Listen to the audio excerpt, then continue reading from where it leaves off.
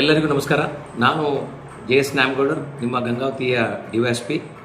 ಎಲ್ಲರಿಗೂ ಮೊದಲನೇದಾಗಿ ಹೋಳಿ ಹಬ್ಬದ ಹಾರ್ದಿಕ ಶುಭಾಶಯಗಳು.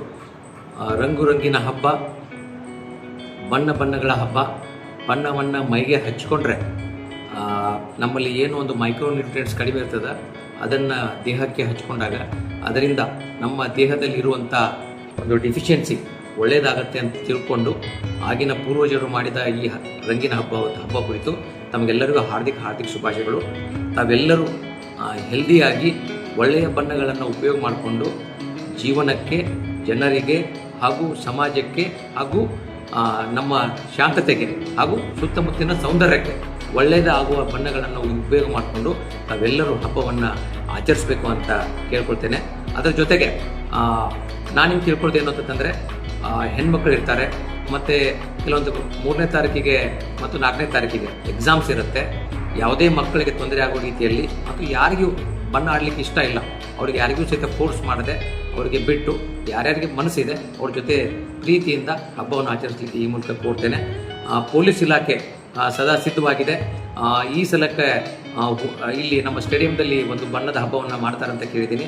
ಅಲ್ಲಿ ಇರುವಂಥ ಪ್ರಾಯೋಜಕರು ಪರವಾನಗಿಯನ್ನು ಪಡೆದುಕೊಳ್ಬೇಕು. ಅದರ ಜೊತೆಗೆ ಹೆಣ್ಮಕ್ಳಿಗೆ ಸಪರೇಟು, ಗಂಡು ಮಕ್ಕಳಿಗೆ ಸಪರೇಟು ಮತ್ತು CCTVಗಳನ್ನು ಹಾಕಿ ವ್ಯವಸ್ಥೆಯನ್ನು ಮಾಡ್ಕೋಬೇಕಂತ ಕೇಳ್ಕೊತೇನೆ. ಅದರ ಜೊತೆಗೆ ಯಾವುದೇ ರೀತಿಯ ಅನಹಿತಗಳ ಘಟನೆಗಳು ಜರುಗದಂತೆ ಮತ್ತು ಕಟ್ಟೆಚ್ಚರ ವಹಿಸಿ ಎಲ್ಲರೂ ಶಾಂತ ರೀತಿಯಿಂದ ಹೋಳಿ ಹಬ್ಬವನ್ನು ಆಚರಿಸಬೇಕು ಅಂತ ಕೊಡ್ಕೊಂತ, PUC ಸೆಕೆಂಡರಿ ಎಕ್ಸಾಮ್ಸ್ ಇದೆ. ಯಾವುದೇ ಮ್ಯೂಸಿಕ್ ಸಿಸ್ಟಮ್ ಆನ್ ಮಾಡಿದರೂ ಸಹಿತ ಎಕ್ಸಾಮಿನೇಷನ್ ಸೆಂಟರ್ ಸುತ್ತಮುತ್ತ 100-200 ಮೀಟರ್ಸ್ವರೆಗೆ ಯಾರೂ ಸಹಿತ ಮ್ಯೂಸಿಕ್ ಸಿಸ್ಟಮನ್ನು ಹಾಕಬಾರ್ದು. ಯಾರಾದರೂ ಹಾಕಿದ್ರಂದರೆ ಖಂಡಿತವಾಗ್ಲೂ ಅದರ ಮೇಲೆ ಕಾನೂನು ಪ್ರಕಾರ ಕ್ರಮ ತೆಗೆದುಕೊಳ್ಳಲಾಗುತ್ತೆ.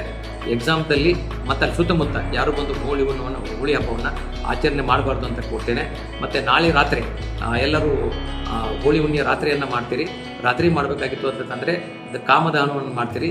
ಕಾಮದಹನ ಮಾಡುವ ಹೊತ್ನ್ಯಾಗ ಬೇರೆ ಜನರ ಅವ್ರ ಪರವಾನಗಿ ಇಲ್ಲದೆ ಅವ್ರ ಕಟ್ಟಿಗೆಗಳನ್ನು ಯಾರೂ ಕದಿಬಾರ್ದು, ತೆಗೆದುಕೊಂಡು ಬರಬಾರ್ದು.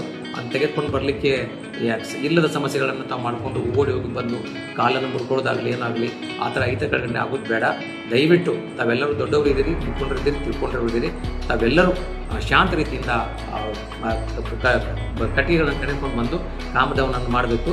ಮತ್ತು ಸ್ಪೆಸಿಫೈಡ್ ಟೈಮ್ದಲ್ಲಿ ಮಾಡಿ ಮುಗಿದ ನಂತರ ಮತ್ತು ಸುತ್ತಮುತ್ತ ಲೈಟ್ ಎಲೆಕ್ಟ್ರಿಕಲ್ ಕಂಬ ಇರುತ್ತೆ, TC ಇರುತ್ತೆ, ಅದ್ರ ಸುತ್ತಮುತ್ತ ಯಾರು ಕಾಮದಾನ ಮಾಡಬಾರ್ದು.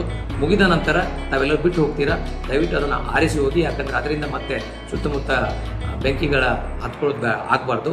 ದಯವಿಟ್ಟು ಎಲ್ಲರೂ ಶಾಂತಿಯಿಂದ, ಸುರಕ್ಷತೆಯಿಂದ ಕಾಮದಾನವನ್ನು ಮತ್ತು ಹೋಳಿ ಹಬ್ಬವನ್ನು ಮಾಡಬೇಕು ಅಂತ ಹೇಳ್ತಾ, ಎಲ್ಲ ಗಂಗಾವತಿ ಸಮಸ್ತ ಜನರಿಗೆ ಇನ್ನೊಂದು ಬಾರಿ ಹಬ್ಬ ಮುಗಿದ ನಂತರ ಎಲ್ಲರೂ ಸ್ನಾನ ಮಾಡಲಿಕ್ಕೆ ಕೆನಲಿಗೆ ಹಾಗೂ ಸನಾಪುರ್ ಕ್ಯಾಂಪು ಮತ್ತು ದೇವ್ಘಾಟ್ ಮತ್ತು ವಿವಿಧ ಪಾಂಡ್ಸ್ಗಳಿಗೆ ತಾವು ಹೋಗ್ತೀರಾ.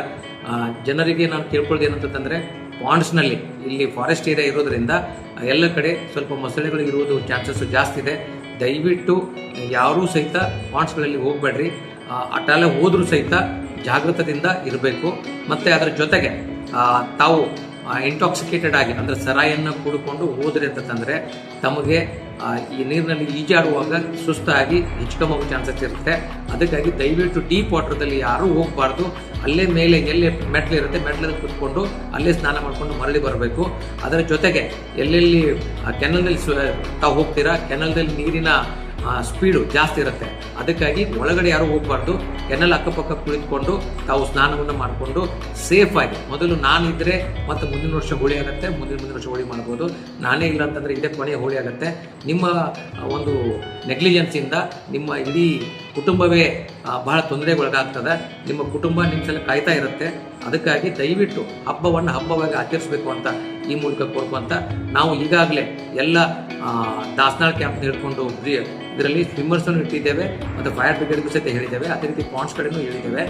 ಆದರೂ ಕೂಡ ನಮ್ಮ ಮುಂಜಾಗ್ರತಾ ಕ್ರಮಗಳನ್ನು ನಾವು ಸಾಕಷ್ಟು ತೆಗೆದುಕೊಂಡಿದ್ದೇವೆ. ಅದಾಗಿಯೂ ಕೂಡ ಹಬ್ಬವನ್ನು ಆಚರಿಸುವಾಗ, ಅದರ ಹೋಳಿ ಹಬ್ಬ ಆಚರಿಸೋದ್ರಾಗ ಭಾಳ ಜನ ಸ್ವಲ್ಪ ಸರಾಯನ್ನು ಕುಡಿದಿರ್ತಾರೆ. ಕುಡಿದವರು ಯಾರಾದರೂ ಇದ್ದರೂ ಸಹಿತ ದಯವಿಟ್ಟು ನಾನು ನಿಮಗೆ ವಿನಂತಿಪೂರ್ವಕ ಕೇಳ್ಕೊತೀನಿ, ಯಾರೂ ಸಹಿತ ನೀರಿನ ಕಡೆ ಒಳಗಡೆ ಡೀಪಾಗಿ ಹೋಗಬೇಡ್ರಿ. ಯಾಕಂದರೆ ಮೊದಲು ಇಂಟಾಕ್ಸಿಕೇಟೆಡ್ ಇರ್ತೀರಾ, ನಿಮಗೆ ಗೊತ್ತಾಗಲ್ಲ. ಆ ನೀರಿನ ಸೆಳೆತಕ್ಕೆ ಆಗಲಿ ಅಥವಾ ಪಾಂಡ್ಸ್ ನೀರಿನ ಡೀಪ್ ಇದ್ದಾಗ ಯಾವುದಾದ್ರೂ ಹೆಚ್ಚು ಆಗೋದು ಅನಾಹುತಗಳು ಆಗೋದು ಬೇಡ. ಅದಕ್ಕೆ ವಿನಂತಿಪೂರ್ವಕವಾಗಿ ಇನ್ನೊಂದು ಬಾರಿ ಕೇಳ್ತೀನಿ, ಯಾರೂ ಸಹಿತ ಡೀಪ್ ವಾಟರ್ದಲ್ಲಿ ಮತ್ತು ಸೆಳೆಯುವ ನೀರಿನಲ್ಲಿ ಹೋಗಬಾರ್ದು. ಅಲ್ಲೇ ಇಟ್ಕೊಂಡು ಪೂಲ್ ಸಮೀಪ ಇಟ್ಕೊಂಡು ಮೆಟ್ಟಲ ಮೇಲೆ ಕುತ್ಕೊಂಡು ಸ್ನಾನ ಮಾಡಿ ಸೇಫಾಗಿ ಮರಳಿಗೆ ಮನೆಗೆ ಬರಲಿಕ್ಕೆ ಈ ಮೂಲಕ ಕೊಡ್ತಾರೆ. ಹೋಳಿ ಹಬ್ಬದ ಶುಭಾಶಯಗಳು. ಎಲ್ಲರೂ ಸುರಕ್ಷಿತ ಒಳ್ಳೆಯ ರಂಗಿನ ಹಬ್ಬವನ್ನು ಮಾಡಲಿಕ್ಕೆ ನಾನು ಈ ಮೂಲಕ ಕೊಡ್ತೇನೆ. ಧನ್ಯವಾದಗಳು.